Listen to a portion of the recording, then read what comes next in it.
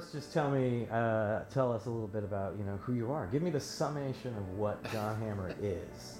I'm an artist, but I've only been a fine artist for about 5 years now. My art's been labeled pop impressionism, so it's kind of a use of culture today, culture over the last 50 years or whatever, so somewhat, current, and then pop with the colors, and then impressionistic just in the style, but it's not realistic, but it's kind of loose, kind of brushstrokey.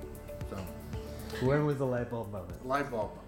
I've always discussed being an artist throughout my whole life. I've planned to paint and do all this since, beginning. Just never did it. Always busy, I always drew, did pen and ink, stuff like that, but never painted. I was always afraid of it, never learned how. High school art, you did some watercolors and things, but never really learned how to paint.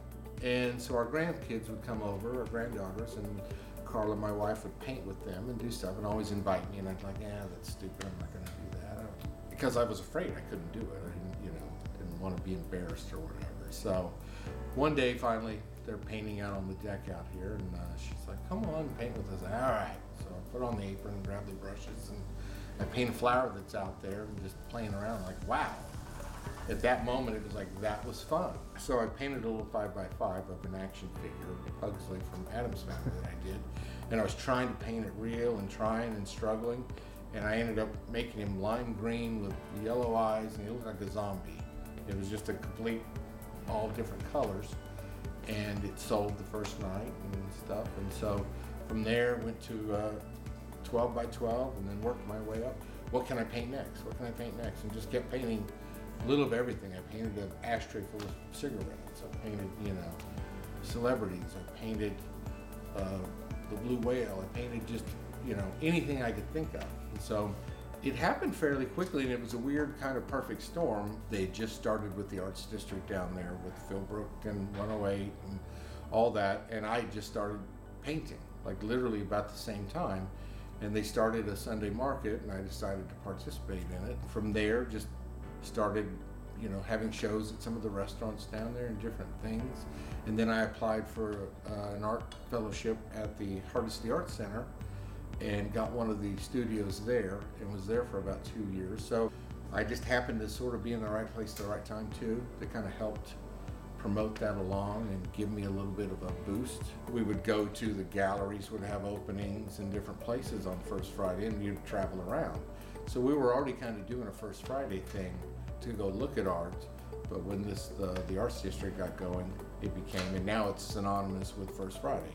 That's where you go, that's where you're at. And it's being recognized, and it's helping, raise up all the artists in town and give us all a place to be and be seen and be a part of. So it'd be nice if someday Tulsa became a destination for art. Like, say you go to Chicago or whatever, on your mind is, I want to go to the museums or whatever and see their art. But in all reality, as an artist, I can live here a lot cheaper.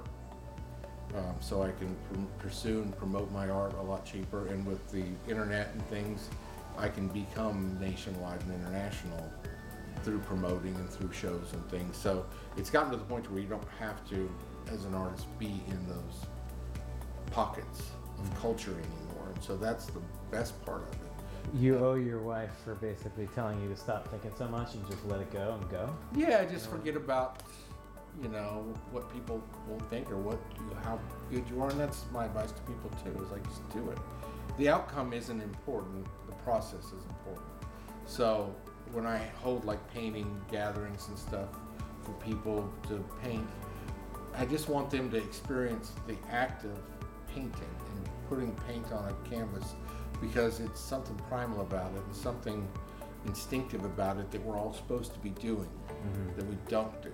And when you sit down and do it, all of a sudden 3 hours have gone by and you're like, wow, your mind gets to wander and stress goes away, and we're all caught up in electronics and our phones and TV and all that. We used to read books. A lot of people don't do that. I think if everybody found some time in every day of their life to make some sort of art, we'd all be a lot happier.